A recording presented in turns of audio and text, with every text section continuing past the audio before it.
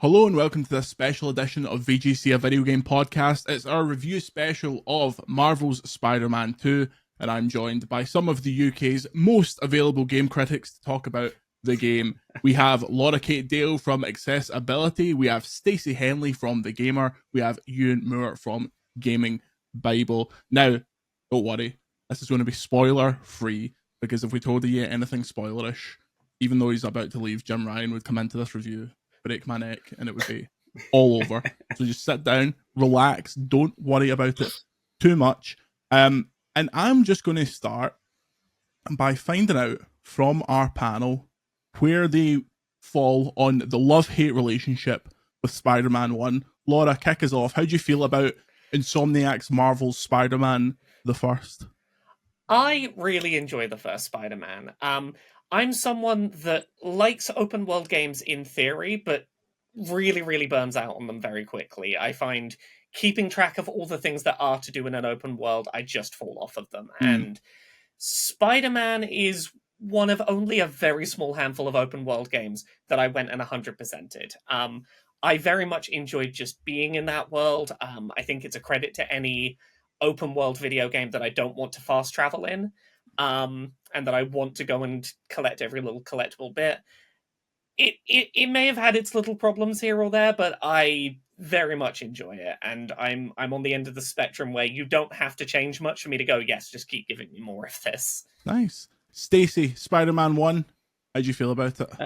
Yeah, I feel pretty similar. I mean, Jordan, you know that I'm not always into the big AAA blockbusters. They're not always. That's why I get you on types of games. But Spider-Man is the exception of that for me. My wife really loves 24, the series, and I hate it. I think it's stupid.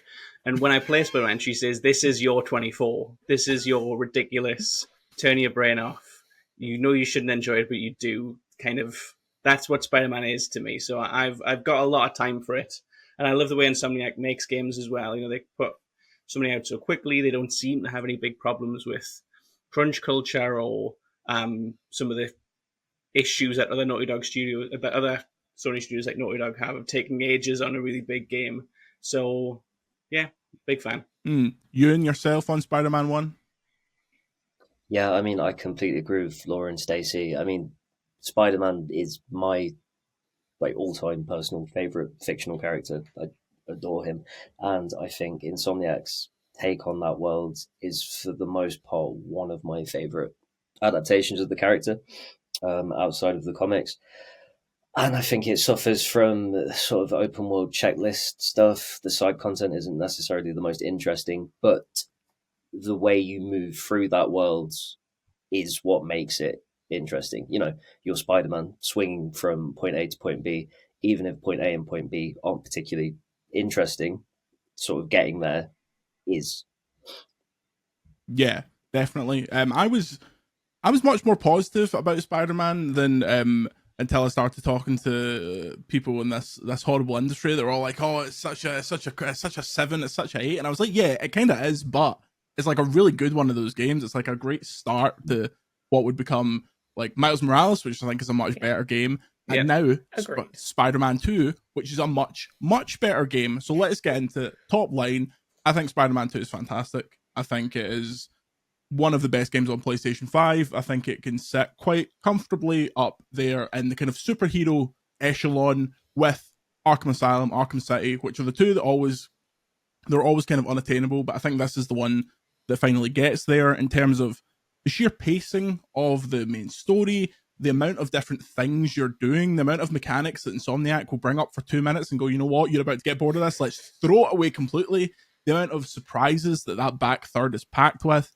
And I think the actual story is something that is stronger than, I mean, this is not a great competition, but stronger than a lot of what is going on in the Marvel like cinematic side right at this minute. But yeah, I am super high on Spider-Man. I think we got it on Thursday or something, and I'd completed it by the Sunday because I just could not stop playing that thing. I think it's great. Stacey, noted big game hater. How do you feel about Spider-Man 2? Bearing in mind that I didn't review Baldur's Gate for us, which would be the exception, Spider-Man is my highest rated review of the year. Nice. 3 stars. I agree. A 4.5. It actually did get an actual good review. Yeah, I think the thing that you were saying really about the confidence that Insomniac has is a really big one for me. The radial menu for attacks has gone. I didn't like that in the previous two games. I think the way the gadgets work with each other. There's the web mine that swings everything together, and you've got the concussive grenades that you can then bring people towards. So there's some really cool setups that you can do when you can, with the web zipline, you can kind of make battle arenas your own. So I think Insomniac gives you a lot of tools to play Spider-Man a little bit your way, which only really happened with the web swinging that we've all talked about in the previous game. The rest of it was not scripted. It wasn't like quick time events, but it was there was a certain way to do kind of every encounter. And I think this time there's a little bit more freedom to it. So yeah, big fan of Spider-Man 2. Bigger than I was of Spider-Man 1. Yes, and just on that, it reminded me in Spider-Man 1, and I think it was in Miles Morales 2, there was a web grenade that you threw into the middle of like enemies, and it would just end fights because they would all go flying towards walls. And the fact that isn't in this one, and I didn't mind, I was like, okay, they clearly know what they're doing here. Laura, how are you feeling on Spider-Man 2?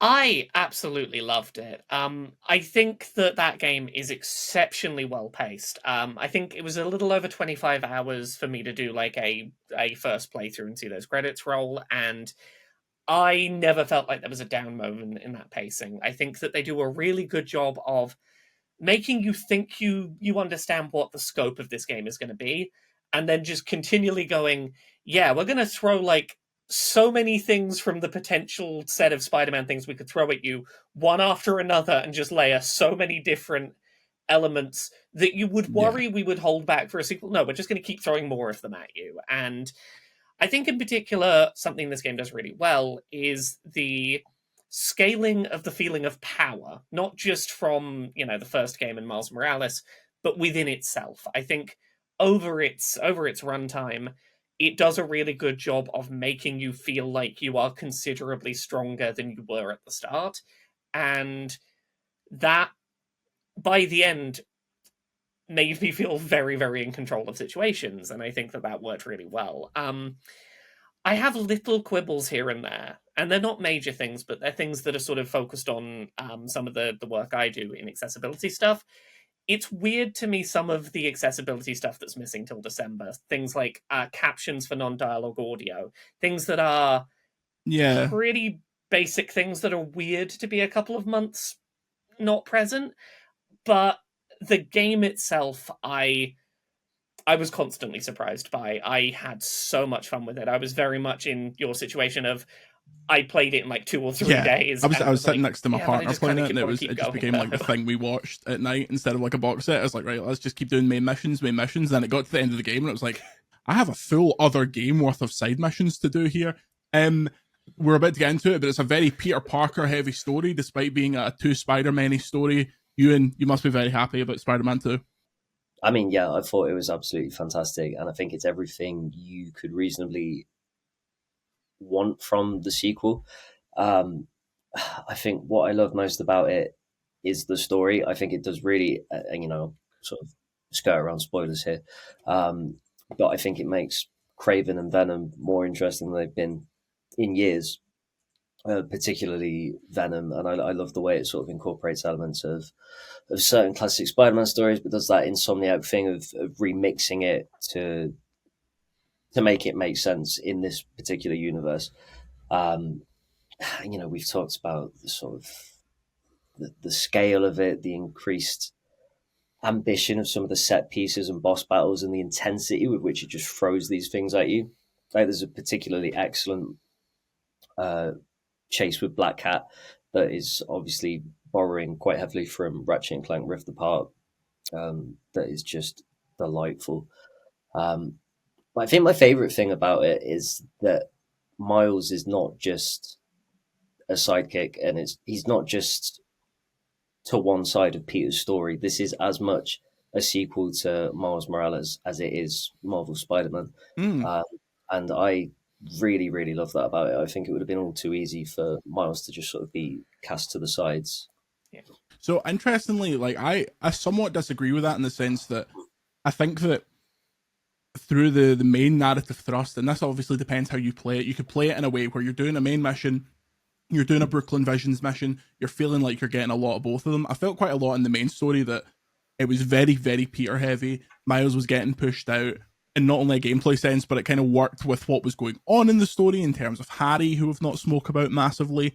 But yeah, it does. It feels like it almost has those Miles Morales missions feel more akin to what the missions in the Miles Morales expansion were. They're a lot more like smaller scale, they're friendly neighborhood, the Miles Morales stuff, whereas Peter's kind of saving the world. I felt differently, but that's probably because I played this 90% of this as a Miles Morales game. Anytime I was not forced to be Peter, I played as Miles. Same. And I played a lot of the side content as it came up rather than sort of doing it all at the end of the main story. And as a result, it's clear that like the bigger parts of the narrative are probably the Peter parts. But I didn't feel like I felt like very much when Peter's story was taking him off doing his thing, Miles was there picking up the slack. And this was a story that was largely for Miles about Peter's not around doing the things that need to be done right now day to day. I'm here keeping the fort held down as Spider-Man. And that really worked for me. Yeah, I thought Miles's missions felt a lot more connected to him just as a character. Like a lot of Peter's stuff, they replaced do science experiments for Dark Ark with different kinds of science experiments. There's go and clear this kind of base. I know Miles can do some of the base clearing as well, but they didn't feel like they were telling Peter's story. They felt like they were side quests in a Spider-Man game, which I think worked enough because I do agree that the main narrative was more Peter-based. But you think of the things like Miles is when he's working with the museum, that's very related to him and to his intrigue. You know, he wants to be a musician, so it's very related to him and to, you know, keeping not just being a neighborhood Spider-Man, but that very pointed moment in the Miles Morales game where they say he's our Spider-Man. Yeah. And I think his missions link into that. It's his school, it's his neighborhood. They tell his story and evolve him as a character, whereas Peter's side quests are just kind of him being a superhero. Yeah, and I think that really speaks to so we've not spoken much about the way New York is different in this game. Queens and Brooklyn have been added, kind of just popped to the side as if, oh, they were there the whole time, don't worry about it, now we can finally get over there.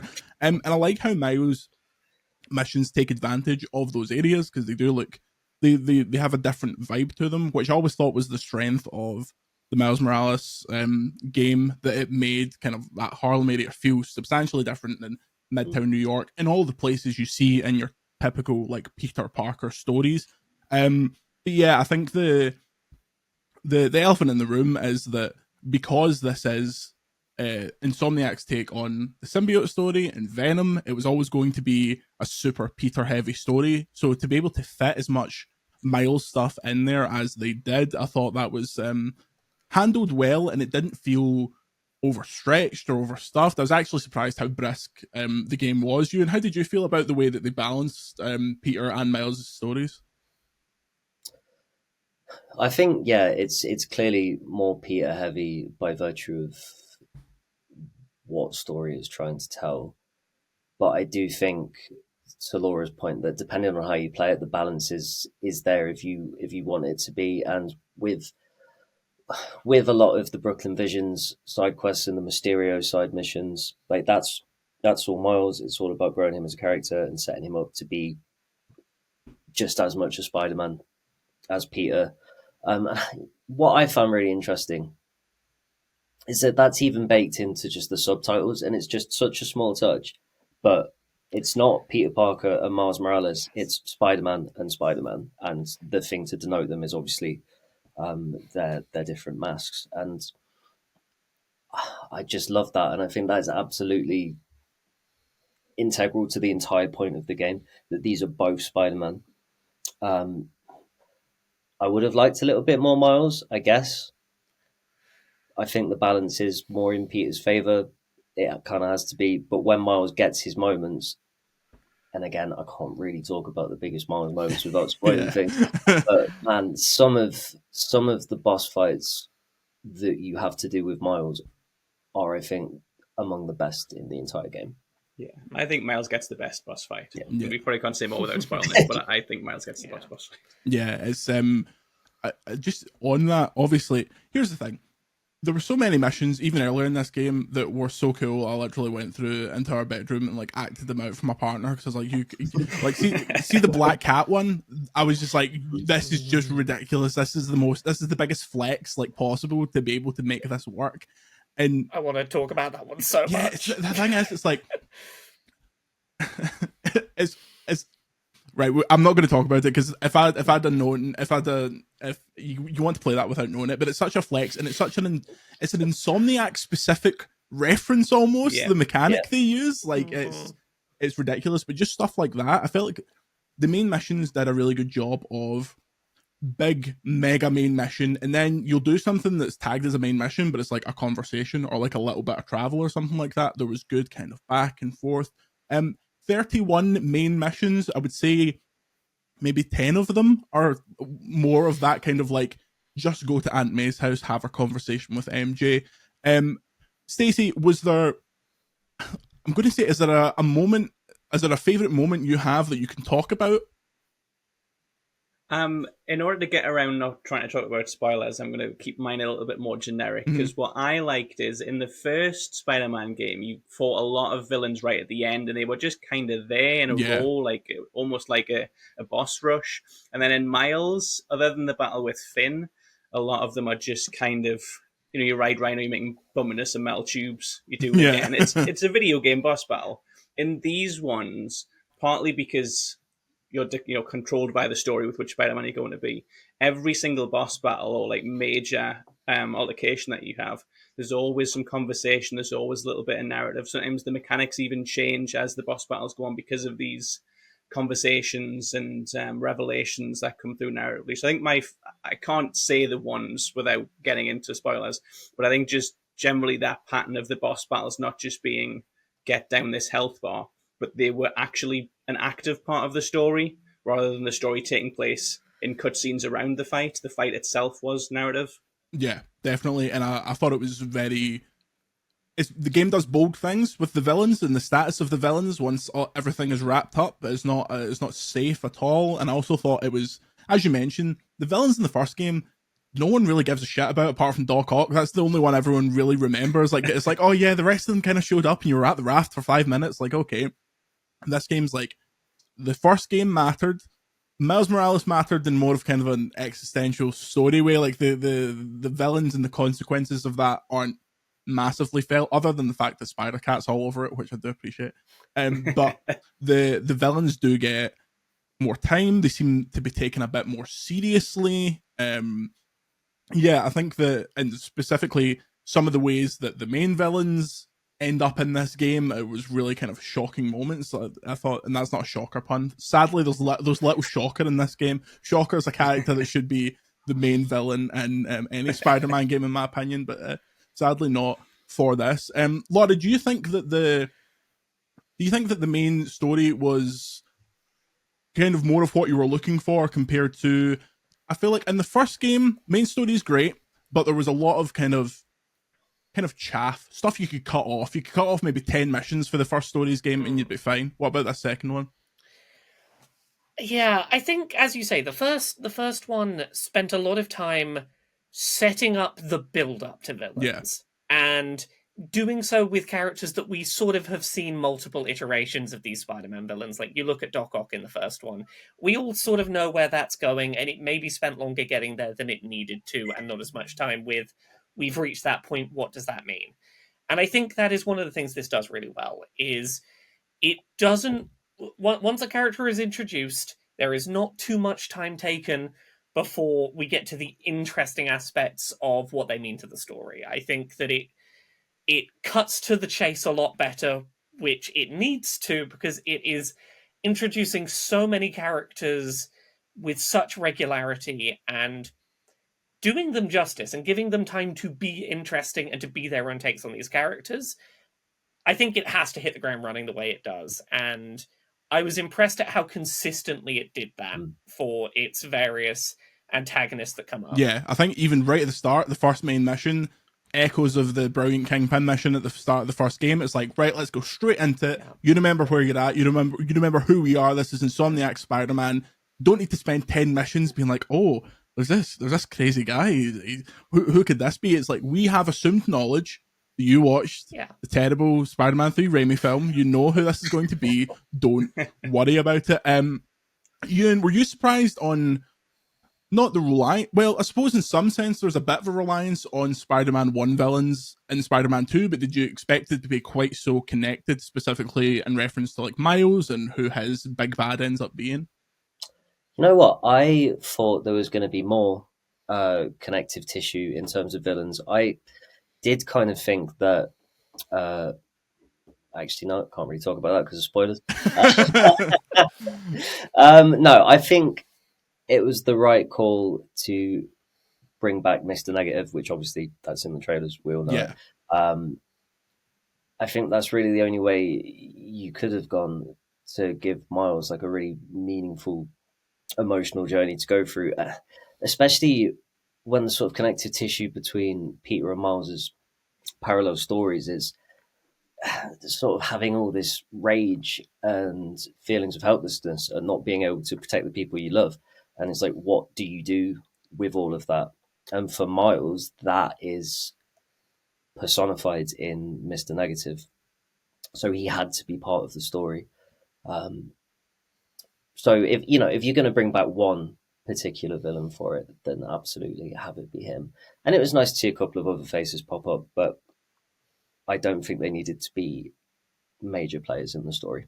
Yeah. There was a weird vibe to it where it was like, let's get everyone in as if they were never going to make another one of these ever again, despite the fact that, and it's not a spoiler, this is the most we are making a third game there has potentially ever been. But yeah, the kind of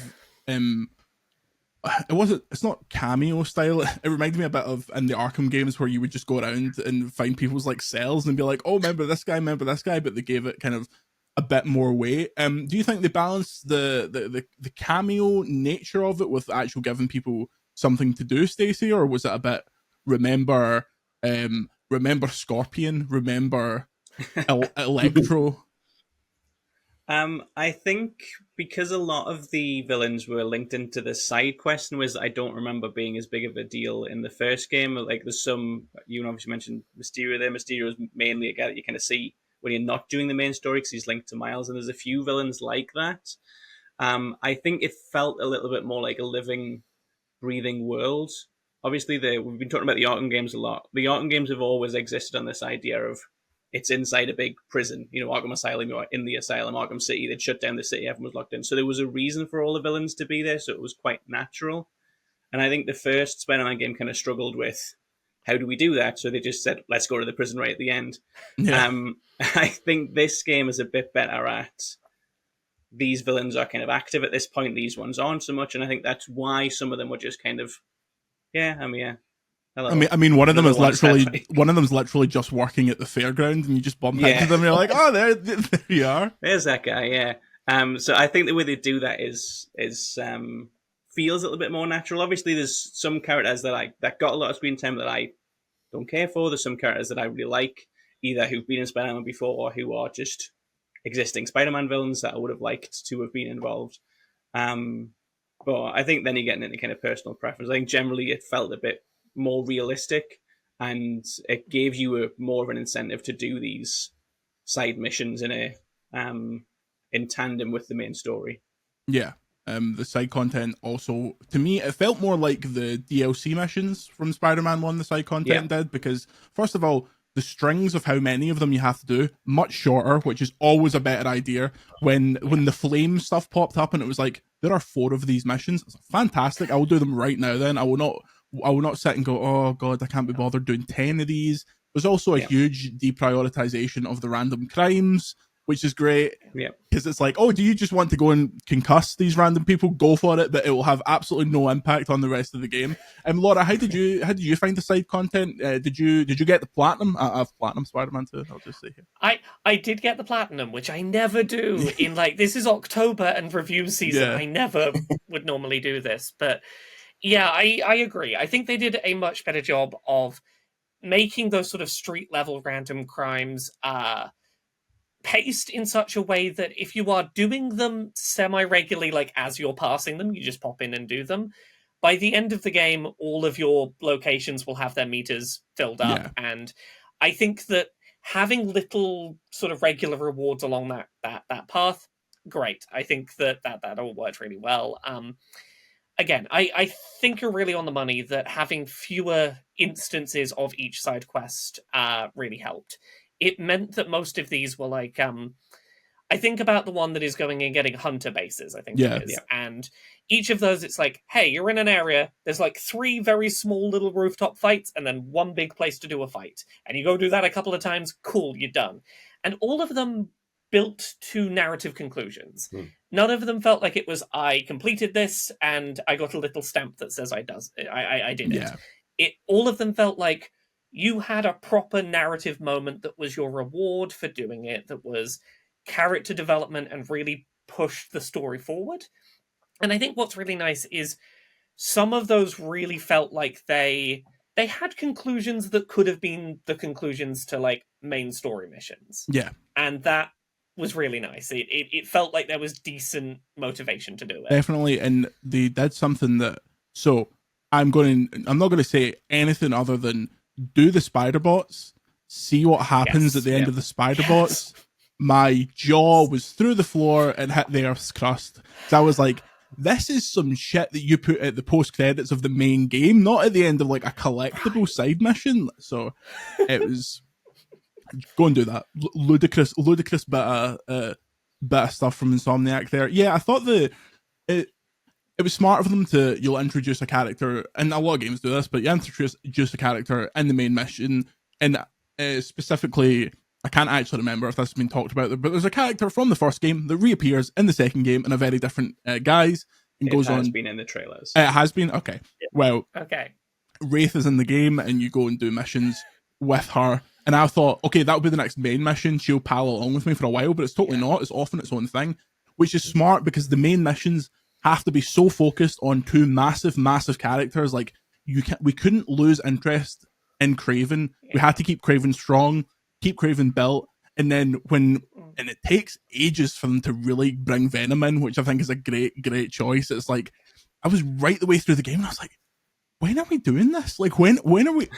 He was in the first trailer. Like, when are we doing this? And that took so long. So I think giving those side characters their own space to kind of play was a good move. Also, can I jump in really quickly with, I really like that when those side characters are introduced, they just start existing in the world a little bit. Yeah. And you sometimes will go to a random crime and one of your characters you've met on another side mission will be like, oh, hey, I'm here fighting people. Remember to do my side quest. Yeah. And I'm like, cool, thank you. I will remember to do your side quest. Thank you for helping me beat people up. Yeah, exactly. It's like this is trying to be less video gamey. It's the fact that Miles or Peter will show up at some crimes, not all of them. He'll just pop in and be like, oh, how you doing? Let's finish this off quickly, do a bit of a pose and go away. Like, I think all of that is really key to making New York. So this game does a lot to make you not bored of the fact that a large portion of the map is the same from the first 2 games. And we'll go into it with something I thought was impossible. They made me stop using the best swinging in any game ever because they let you fly. The web wings, which is a new mechanic, you'll have seen it in the kind of preview round. You have like flying squirrel kind of wing things, and there are wind tunnels all over the city. And once you get going through them, you are across the city in 2 seconds. And I couldn't stop using them. Stacey, how did you find these kind of... Because they could have done nothing. No one would have batted an eye if the traversal was identical to the first game. So, Stacey, how did you find that? I used the web swings more than I used the wings. I thought the wings were cool. I didn't like the wind tunnels too much because you just kind of felt locked into them, and it was very like Superman 64, flying through this green ring in a row. It was useful for crossing the river because they made a big deal out of like how are you going to be able to use your webs when you're on the water, when you're in Astoria, and obviously it's all like suburbs and it's harder to kind of get traction on. There's no skyscrapers around. I thought the traversal was excellent. Being able to change between characters, the fact that fast travel kind of just drops you into the exact alleyway that you choose and you kind of in motion as you land is very technically impressive. Again, just a lot of confidence exuded from the game. I think people will like the web wings, but to be honest, I got the trophy for doing the web wings. Like, you've got to go on a certain length of the map. And that was kind of the only time I bothered with them very much. They weren't my favorite thing in the game because I thought the swing was something that was really unique to Spider-Man, and I feel like lots of games let you kind of fly and glide, but I see the appeal in how speedy they are. Yeah, I think it was that thing about the sheer pace of it. Also, I have this like weird childlike obsession with being extremely high in games. So the fact that you can like pull up straight out of one of the tunnels and you just go woo, I was like, excellent. That's all I need. And you can see this massive city and the massive fake state of New York that they put around the city, which was a good move because it made the world seem so much bigger. Even though if you look over it, it's like this is like Microsoft Flight Simulator tier, like little box houses across the water. Ewan, how did you get on with the traversal? Were you more of a swinger? I've heard that about you. Yeah, I'm with Stacey. Like the thing about Spider-Man is that he can spin a web any size. Yeah, I've heard that. That's just what he does. And it's more fun for me to be just sort of swinging through the city, pinging off buildings, running along walls. I do really enjoy the web wings. I think they're great to sort of bust out when you need to get across the city particularly quickly, or if you need to get across from like Manhattan to Queens, or if you're sort of just trying to get across Central Park, because in the first game that was always a nightmare. It's like I can't really swing through Central Park. It was literally like that bit in I think it's the first Tom what's his second name? I was about to say Tom Hooper. That's the guy that directed Cats. The first one of those films where he gets to like the almost Hot Fuzz back door, and it's like, how am I meant to swing? Yeah.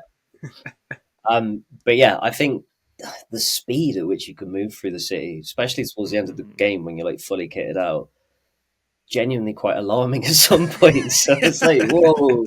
Like, I would end up just slamming into buildings because I was going way faster than I was expecting I would be able to go.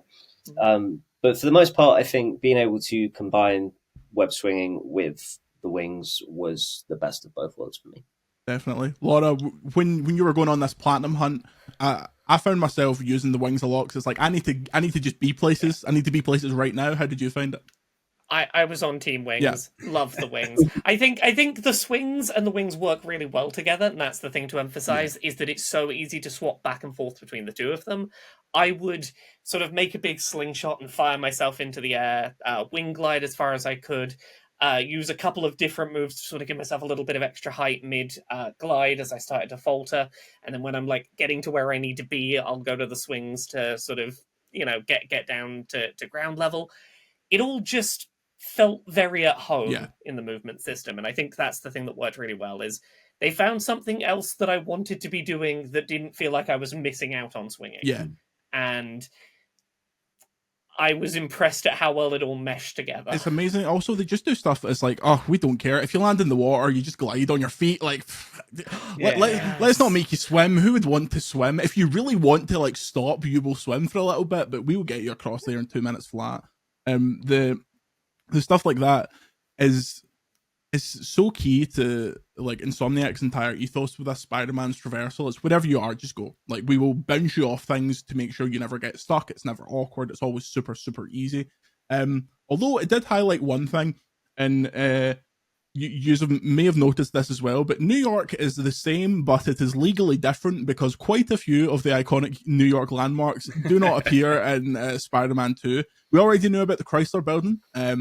Strange ones. They've changed Madison Square Garden into a large train station, which was very strange to me because the building's the same size. It's the exact same shape. You can go over there and you're like, that's Madison Square Garden. That's WrestleMania 20. But if you go up to it, it's like Madison train station. And I'm like, I'm pretty sure this is Madison Square Garden. There isn't many of the huge, disgusting 500-foot skyscraper, like skinny skyscrapers that are surrounding Central Park now that are all empty or like owned by Russian oligarchs. None of that stuff's there.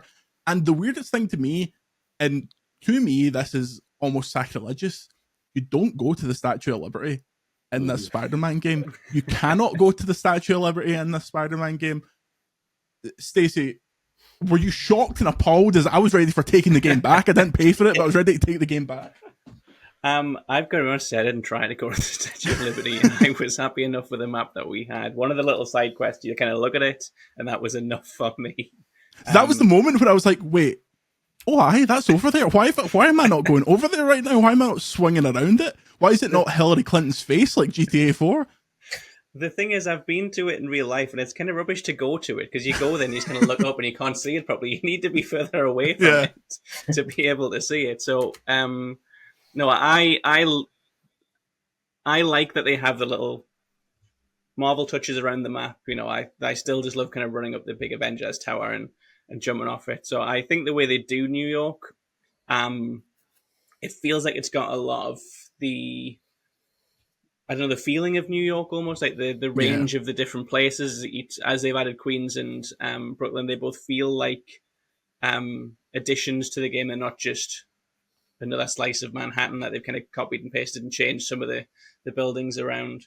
But it was really interesting in the first game when people in New York were like, that is my actual like apartment. So I do wonder if that'll be the same with the other with the suburbs that they've got, if that's going to be a real housing estate that they can look at, if it's going to be completely different, because obviously they have to fit Aunt May's house in. I didn't care for the Statue of Liberty, but I like the map.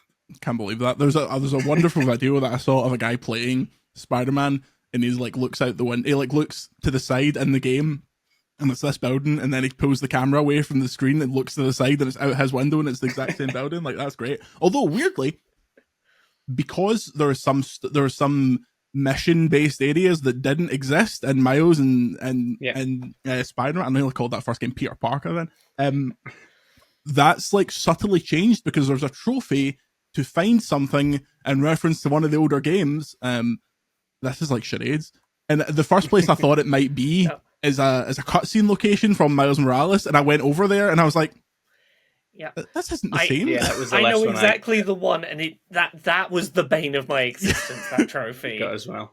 Yeah, it was nowhere that I thought was reasonable. I had to DM a very, very loud American man who will remain nameless on this broadcast, who is also a trophy fiend, to find that, and I was like, no way. I would have had to go and play Miles Morales to try and like connect those dots again. But yes, New York. Now, there's something we've not really spoke about, and I wanted to leave it further into the podcast. Let's talk about Harry Osborn. The main kind of narrative thread of this game is that Harry is back. If you did all the side quests in the first game, and if you saw the post-credit scene, you will realise that Harry Osborn was not in Europe. He was very, very ill, and in order to get better, he's been injected with the symbiote by good old Norman Osborn. Harry reemerges and Peter tries to retcon him into his life alongside being Spider-Man and alongside Harry's strange new strength. Laura, how did you feel that they treated the Harry Osborn story? Because I thought it was incredibly strong.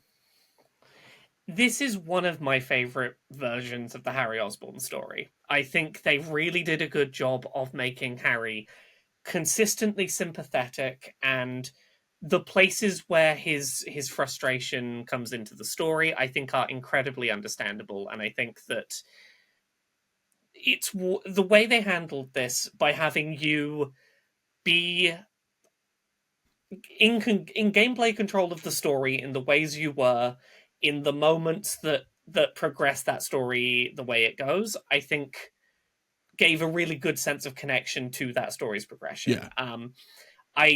I in the moments where Harry was most frustrated, I was frustrated alongside. I was like, I want to be able to change this. Things should be better for you. Yeah. And I think that they got me to feel exactly what I needed to feel to buy in on his narrative. Yeah, it's like, you're a selfish bastard, Peter Parker. Why are you still doing this when you could be... You can see Peter slipping, and you can feel it, because you as a normal person... Now, absolute sociopaths may feel differently when they play this game, but if you're a normal person, there are moments when you're like, okay, I can feel... I feel exactly when this turn's starting to happen. Yeah, and I think, trying to stay spoiler light on it, I think that they do a good job of... I never felt like Peter's slip was entirely Peter's a bad person. Yeah. I was like, there is a corrupting influence, and it is that sort of descent that you get with a symbiote story that they did a really good job of making it feel gradual until the one little moment where it's like you've crossed a line, and I don't think you've even realized you've done Definitely. it. And being consistent about once that sort of narrative line is crossed, sticking there. They did such a good job with it. They really did. Although there was a moment, I think one of the strongest moments, especially in the kind of preceding missions, is the kind of the time just before and the time just after that portion they showed at the state of play, where he's in the black suit and he's like going crazy in that back garden. Like I can't believe that was like such a strange decision to show that. But yeah, it'd be so easy in a hack fraud game. The minute Peter started being a bad man, it would start talking like this, and he'd be like, "Oh, Harry, you bastard!" But it's like it's very he'd be doing subtle. the Spider-Man 3 Yeah, dance exactly. I'm so glad that suit's in it. As soon as I got that suit, I was like, I'm playing through this game in that suit. But they would make it so blindingly obvious, whereas in this, the turn happens, and it's like, you don't really realize it's happened until everyone around them's like, Pete, being a bit of a bastard here. Ewan, how do you feel like they handled Harry? Because for good or for ill, you speak to most people, they hear Harry Osborn, they think one of two people. They think James Franco, or they think Dane DeHaan. Is that his name? The guy that was Andrew Garfield's Harry Osborn. So how did you feel this iteration of the character was? So, I mean, I completely agree with Laura in that it is hands down one of the better, well, probably the best version of Harry Osborn for me. The thing is, in the comics and in the movies, I never really understood why they were friends. Because Harry's kind of an asshole, right? And in this, he's a genuinely kind, sweet nerd who wants to make the world a better place. Yeah. And you get a real sense of his friendship with Peter and just how deep their love for one another goes within like the first sort of mission that you have together. And yeah, they sort of go to high school, and there's some really sweet moments there. And I found myself realizing how well done that was, because we're like maybe an hour into a Spider-Man game and you're asking me not to be Spider-Man, but to go on a bit of a bike ride with my best friend. Yeah. And I wasn't angry that I wasn't Spider-Man. I was more than happy to just spend some time with this person, and you just absolutely feel the love and the desire to make up for lost time between the two of them. Yeah, I just thought it was really, really brilliantly well done, and such a wonderful relationship. Hands down. Like, this is honestly the first time in any Spider-Man media where I've looked at Peter and Harry and been like, yeah, you two actually really do love each other. Yeah. It's such a good, genuine friendship. Yeah. It's so tender and sweet. It's believable start to finish. Yeah, 1,000%. It works so well, and it works like there are bits in it. There's obviously the Miles dynamic with Miles, Harry, and Peter, and there's some conversations between Miles and Harry that happen, although a bit too few for my liking. I wish there was a bit more of that. I thought that was really strong, where again a hack game would have went straight down the "you're stealing my best friend" kind of thing, but there's a tiny bit of that, and then there's like, okay, let's relate, let's just talk like normal people, and it's so well written, and the fact that it can get across all of this while you're pinging across the city 100 miles an hour, like screaming. Like, I love that it still does the thing where if you're on the ground, it has one line read, but if you're swinging, it has another where he's like shouting. Stacey, how did you get on with Harry? Were you expecting him to be such a focus, or did you think that it would maybe be like a late game reveal? Here's Harry, by the way. I expected him to be the kind of focus that he has. I thought he was going to be the big catalyst driving the game, but I was surprised that he was just a nice guy, really. Like, I was expecting him to play it with the idea of Peter can't really see that Harry's kind of a dick to everybody, and it would be through kind of Miles and through MJ that they'd be like, this guy's no good. I know he was like your friend, but he's either come back very different, or he's just kind of always kind of been this way. I think if you all want to be Spider-Man, you want to be kind of good, you need to kind of leave Harry behind. And I thought that was going to be the angle that they were going to take, and it was going to be not so much the idea of the dissent that the symbiote creates, but almost a corrupting influence from Harry himself, which I think they would have done if he taken the kind of James Franco version of the character. That's kind of the sort of Harry that I was expecting. So yeah, I was quite impressed that it was, again, probably a symptom of Insomniac being quite confident with this. They were able to give you a character who was just nice and kind, and I think that's quite rare in a game, especially when you've already got Miles and Peter, who are both very good-natured. There's people like Craven. There's no one particularly edgy in this. There's no like cool guy in the bunch. You just have to, if you're going to play this and enjoy it, you have to be okay with the fact that you're going to be around a bunch of really nice doggy people who are extremely uncool.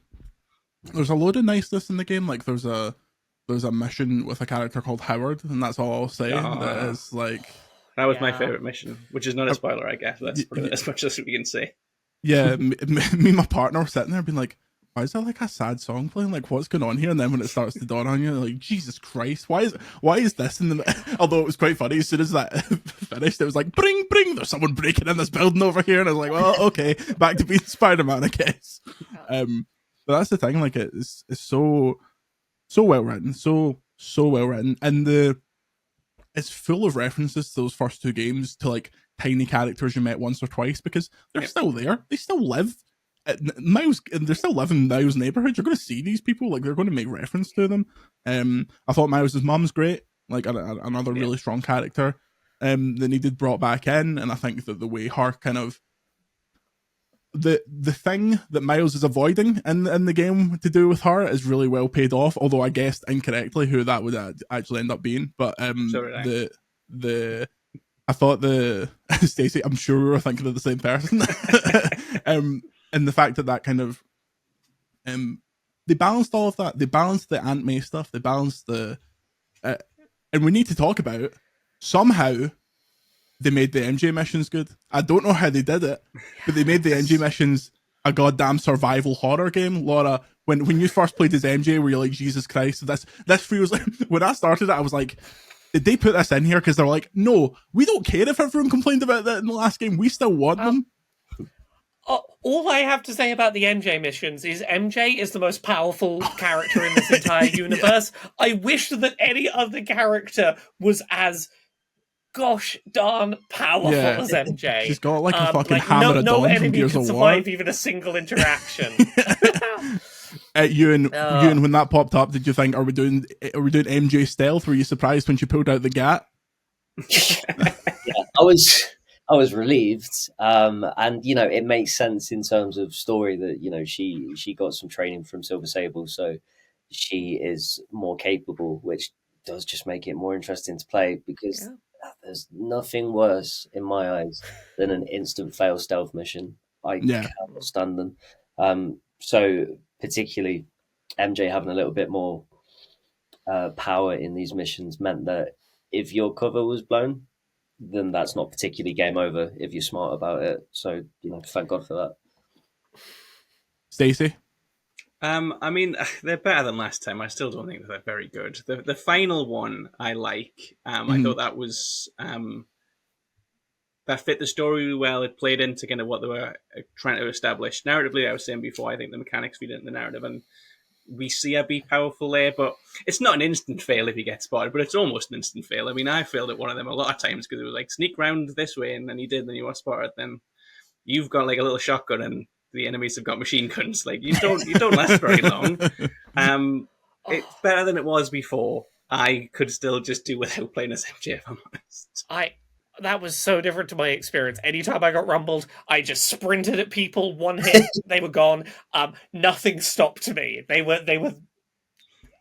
I felt the most invincible when playing as her. Yeah, it was. I'm also glad that they were restrained on that. It was only a couple of them. They didn't do a million of them. There's lots to. There's lots to see. There's lots of stuff that, even though this is one of the most lax Sony embargoes to a bit inside baseball here, usually when we get games of this nature, it's 400 paragraphs about don't say this, don't go past this title screen. But this time they were like, we want you to be able to say as much as you can. just don't talk about the last act. Come on, don't be a dickhead, and don't talk about a few other wee things. So that's why. Yeah. If this seems like we're being restrained, it's because this game trades so well in surprises and holy shit moments, to for lack of a better term, that we want them to be kind of preserved. I want to talk a bit about performance, but first, actually, Laura, you brought it up, and I want to hear about this. What's the deal with accessibility? Because when I hear Sony first party, I think all that Naughty Dog stuff, and that seems to, I thought that would be permeating through the whole kind of PlayStation family, but you say not? So generally speaking, I think this game is better than most games, big budget games, in terms of accessibility. It's got a lot of the things you would expect from a first party Sony title, your sort of high contrast mode, accessibility presets for different categories of disability. There is a weird situation around the fact that there is a handful of accessibility settings that are not coming for 2 months, and some of them kind of make sense. You've got things like audio descriptions for cutscenes. That hasn't really become a standard within PlayStation first-party titles yet. We saw it with The Last of Us Part 1, but it's still sporadically happening. I can understand that being a couple of months post-launch. But there's things like button mapping and captions for non-dialogue subtitles, and a lot of like little things that have been pretty standard across Sony's first-party studios, and that like are becoming standards people are starting to rely on from PlayStation, that are just a couple of months missing launch. And it's a little strange. It's one of those things where none of them are big enough deal breakers that I would say, like, this isn't a good, accessible game for a lot of disabled players, but it's enough to go, these are the kind of things that it would be really good if PlayStation gamers could rely on knowing with their day one. Yeah. And to go, you have to wait a couple of months to play a very exciting game if one of these seemingly standardized things just isn't quite ready yet. It's not a big issue, but it's one of those things where it's not the level of consistency that PlayStation has previously had with this game's launch, and that feels a little strange, if not not a deal breaker. Yeah, that is disappointing. Is there anything I suppose, is there anything glaring that there's no mention of coming eventually, or is there, or is it most of it being kind of spoken to? So there's a couple of little things, and I guess I can talk about this now because I recently went hands-on with the PS5 Access controller, and I can talk about that now. There are some gameplay moments in this that I don't think you can play with a pair of PS5 Access controllers. Specifically, there's you have to pull the analog triggers to a certain degree of pull. The PS5 Access controllers only out of the box have digital buttons. There's no ability to do degrees of pushing, and I couldn't find a way to skip those interactions. There's little things like this where I'm like, it feels weird that there's no way to avoid that with a big major PlayStation accessibility peripheral about to release that might need a way to get around that. There's a few little things like that, but there's nothing glaring missing. It's just little things that it's a bit of a shame aren't here on the day when everyone's going to want to jump in playing, because as much as I understand development is what it is and sometimes things slip, this is the kind of game where once people start talking spoilers, a lot of the things that are really exciting to discover firsthand are going to be known. Yeah. And if you need some of those settings that are 2 months away from now, it sucks that you can't just get in before you get spoiled. No, definitely. Hopefully that I honestly thought, obviously, the Naughty Dog stuff is really, really up there. You'd think that stuff would be kind of permeating throughout all of PlayStation, but hopefully that is something they can sort fairly soon. Only 2 more things to talk about on this broadcast. First of all, we'll talk about performance, and then I want to hear about Spider-Man 3. Now, the Spider-Man 2 offers very similar performance settings to the PS5 versions of Spider-Man and Miles Morales. You can play it performance, you can play it quality, you can play it in the strange midpoint where you play it at like 40 frames a second if you have one of these fancy tellies, which is what I did. VGC wages, you know. What performance mode did you pick? And addendum question to this, because I've been hearing on the grapevine that this game is a crashy bastard, even though it didn't happen once to me. Laura, how did you play it? Did you get any crashes? I didn't get crashes until the day 0 patch. Oh, really? And then I started getting crashes. I was clearing up the last of those trophies, and I started getting weird crashes where anytime I would try to fast travel, it would do the fast travel, start me swinging in, and then crash. So good thing that I didn't really want to use fast travel, but I played it on the 60 FPS mode, and it's nice that 60 FPS supports ray tracing. As I understand it, ray tracing is supported across all of the versions, all the performance profiles, which is nice. This is a game where it's so nice to move around. I just want that frame rate as high as possible because I want it to be as fluid as possible while I swing around. It felt great. Yeah. Ewan, what did you play on? What was your preference? Yeah, so I'm absolutely with Laura on that. A game like Spider-Man, you want that silky smooth 60 frames per second. It just looks absolutely glorious in motion. In terms of glitches, I didn't really have any at all. Again, until the Day Zero patch, when there would be a couple of instances where I would swing my way towards one of the little sort of icons denoting a random crime, and then I would get there and the crime would just disappear. Like I could see it as I was on my way towards it. There'd be like a truck on fire, and then it would just be gone by the time I arrived at it. But other than that, it was all absolutely fine for me. Stacey, how did you play Spider-Man 2? I played it on whatever the default is. I never faff around with that. Whatever it came as, that's what I kept it on. I didn't have any crashes ever. So that's the way to do it, kids. So I also messed about with it, and I think I can't remember if this is supported yet, but there was a mode in the first two games that put it in 120. Is the 120 in? I don't believe it's in here currently. Because there was one that was similarly worded, and I was like, "Is that the 120?" Because I played through Miles Morales on, or rather, I played Spider-Man. I played Peter Parker on 120, and it looks ridiculous. It's like one of the most insane things you'll ever see. So, looking forward to that. But I think this 40 quality and frame rate, if you have like a VR monitor or whatever, and we are Digital Foundry over here, we know what we're talking about. It's a fucking beautiful game. It's a stunner. It looks very similar to the first one, but the PlayStation 5 versions of Peter Parker and Miles Morales, but those games look great as well. So who the F cares? Now, let's do some baseless speculation, although it's not that baseless because we've all completed the game. This is surely setting up a Spider-Man 3. Laura, without any spoilers, without any breaking of embargoes or Jim Ryan neck breaks, how do you think we go into the next game? And crucially, do you think we get an interim game? Because I think we do. Yeah, so I've been thinking a lot about this, and I'm going to have to dance around how I say this. I think we saw a lot of Peter Parker Spider-Man antagonists show up here.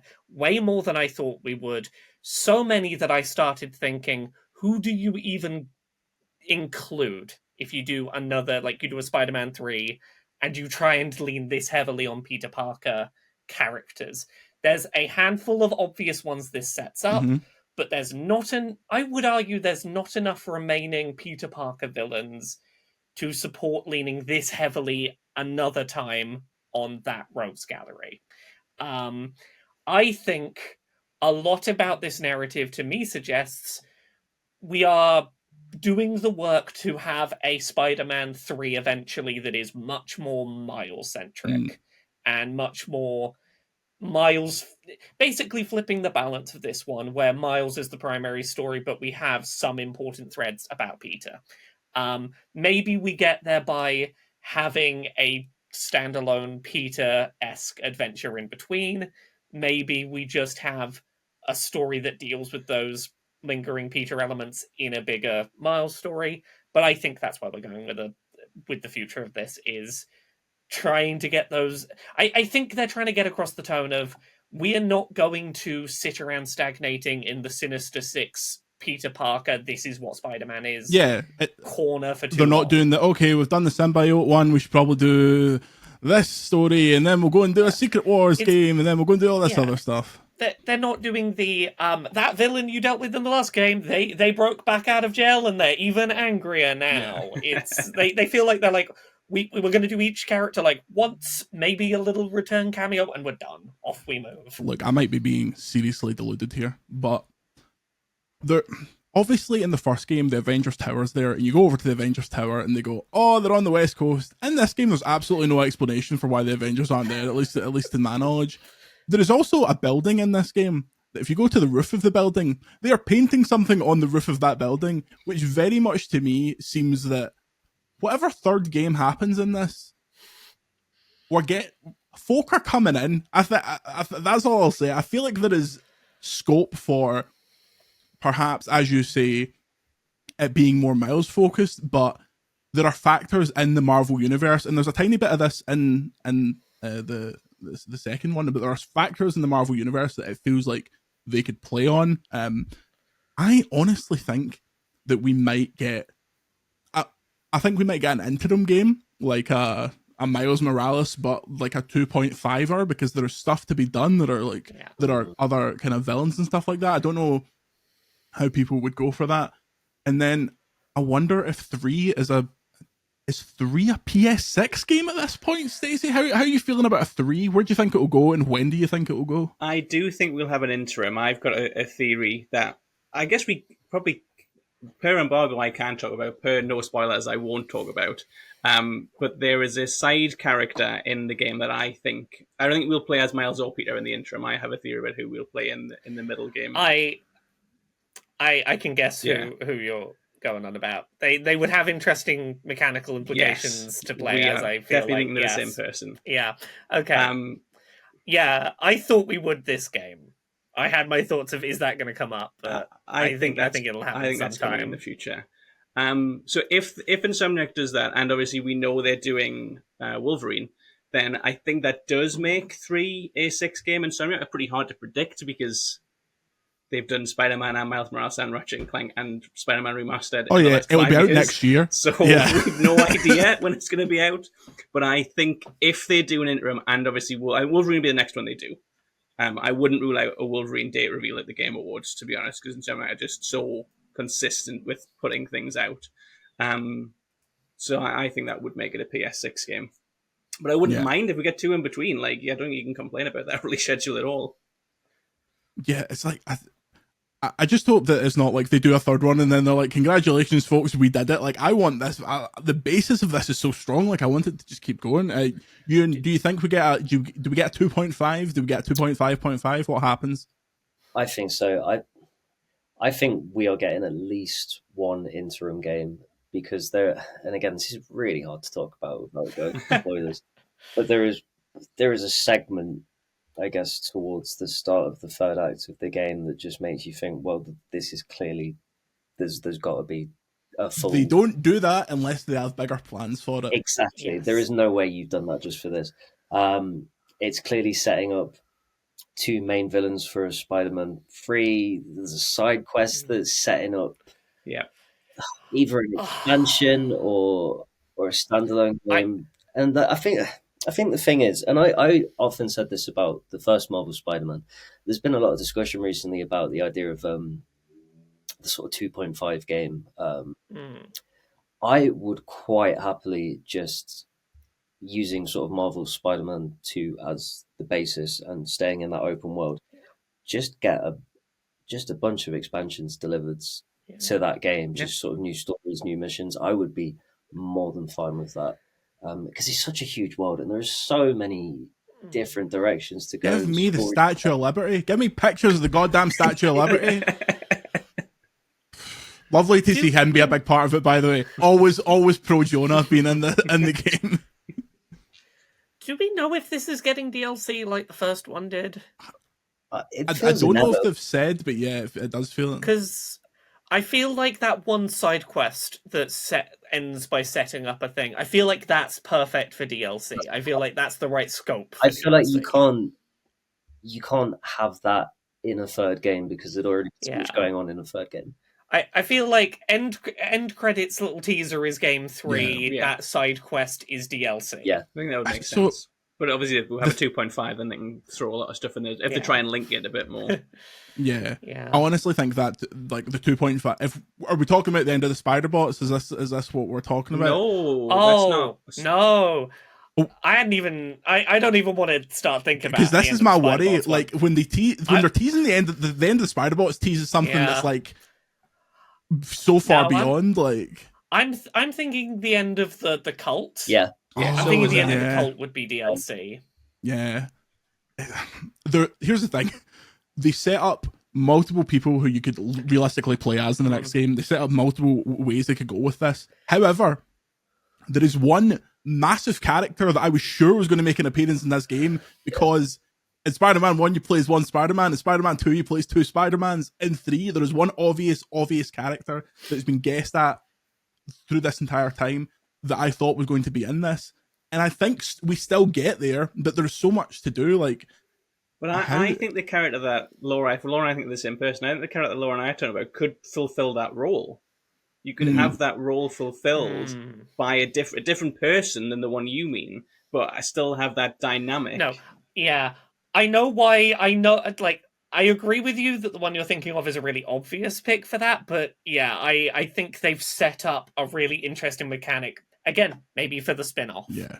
Like it is a different enough mechanic set that it could support its own thing, I think. They have a lot to do for the future of this Sony's Marvel Games universe. Really reassuring to me. Pal of mine, Charlie, who worked on Miles Morales, who wrote the Spider Cat mission and did a lot of Spider-Man 2. He's working on Wolverine now. So I mean, if those are the guts of that team, this is not a Wolverine podcast, but that game has to be an 18. I need to be able to cut people's heads off in that game, and if I can, I'll be quite disappointed. Nice, there's a nice fact I won't even say, because it's not. There has to be a name for something that isn't a spoiler, really, but you don't want to say because you want people to look at it and go, "Oh, that's pretty cool." So yes, maybe when I might reconvene this multiverse after the game is out, and we will talk Spider-Man 3 theories, so we don't have to sit and go, "Oh, it could be, it could be them, it could be them, it could be Japanese Spider-Man from the Tokusatsu they did in the 60s." Who can say? Round the table one more time. If you're scoring it, what are you going, Stacey? I went for a 4.5. I think this really is a 4 out of 5 game, but it's so good at being a 4 out of 5. It's so unique at being a 4 out of 5. It does a lot of things that I think will become standards for the 4 out of 5s, with the loading screens, the confidence, the way the side missions are done. But I think right now it stands in a class of its own of 4.5s, that I think is probably worth the extra half a star. Ewan? I went for a 9 out of 10. I was umming and ahhing for a long time over whether or not to give it an 8, because I feel like it sort of falls into a lot of the similar traps with the open world side stuff, and 50% of New York is the New York that we've seen in the past 2 games, and that was a bit of an issue for me. But at the end of the day, you can slingshot yourself across the city, deploy web gliders, and then just go beat the shit out of some bad guys. Like, what more can you want from a Spider-Man game? Laura, are you scoring it? It's my favorite 9 out of 10 this year. It is. It feels like it's not doing a lot of things that are like technically moving video games forward as an art form, but it doesn't need to. It's fantastic. I'm having a great time with it. It is a very polished, the thing I enjoyed twice already. Yes, give me more. In the People's Republic of Andy Robinson, we don't do no half stars, so this is a straight up 5 from me. I love this game. It's a game where I sat down to review it and I was like, this is too positive a review. There's nothing here that's like, everything I'm talking about that I don't like is so minor compared to me just breathlessly loving the whole of it. I think Insomniac's most recent run has been ludicrous. They are so good, and I cannot wait to see what they do next. Yes, it's an easy 5 for me, and I don't know if it's the best game of the year, but it's certainly my favorite so far in terms of just a straight up guttural, like, what do you want to play? What are you recommending to people? Sure, there are other stuff that are maybe more innovative, more your 10 out of 10s in some lauded publications, but for this, it's like, I was almost gutted when I platinumed it, 'cause it's like, I would play another full game worth of this stuff like right now. It's the game I can recommend with the fewest caveats this year. Yeah. It's the game I find I have the fewest things I have to like go keep this in mind about. Yes, I think it's exactly what, in some ways, it's exactly what people thought it was going to be. But to compensate for that, some of the story stuff is just ridiculous. I think it feels a lot like the first game. You know, like Spider-Man 1 would have been the best game of the year if it didn't come out the same year as Red Dead.